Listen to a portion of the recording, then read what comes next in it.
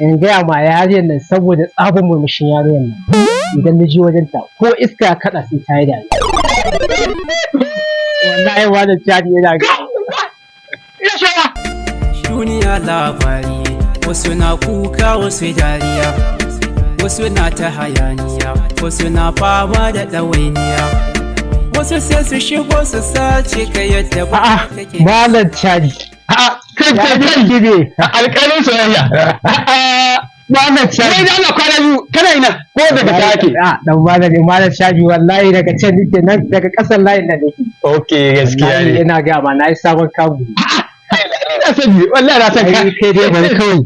Ai malam cadi ina gaya ma wallahi wata yarinya ce. Ina san da ma in ka ga awa ai wai ba tsani banza. Ina sani wallahi. Awa baba an da san ba ma tsani banza. Ai malam cadi kai dai zauna ka ji labari. Ba ne sha abokina alƙalin soyayya. Ai wato malam cadi ina gaya ma wata yarinya ce nake soyayya da ita a ƙasar layin nan. In gaya ma yariyar nan saboda tsabin murmushin yariyar nan idan na ji wajen ta ko iska ya kaɗa sai ta yi dariya. Wallahi malam cadi yana ga. Rashawa wai an ce washa kenan. Ai wannan ta ba wuce rashawa.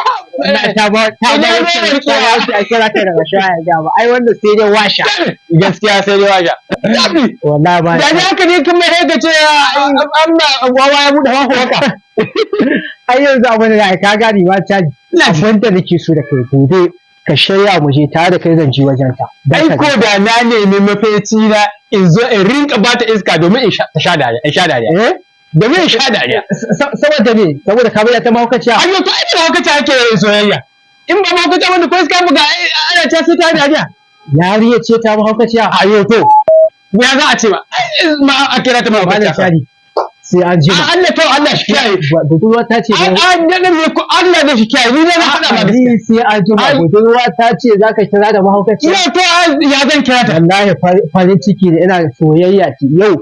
Ni dai yariyar da kake gani idan dai zan zo wani yariya ta ɗaura fosta ya ganta ta ma a busan kamɗar gida ba ruwa da ita. Wallahi ya ta hatta da ta sai wallahi. Wallahi. Ni yanzu da za ka kira budurwa ta mahaukaciya to ni fa sai an jima da Allah. Sai kenan Allah shi kiyaye.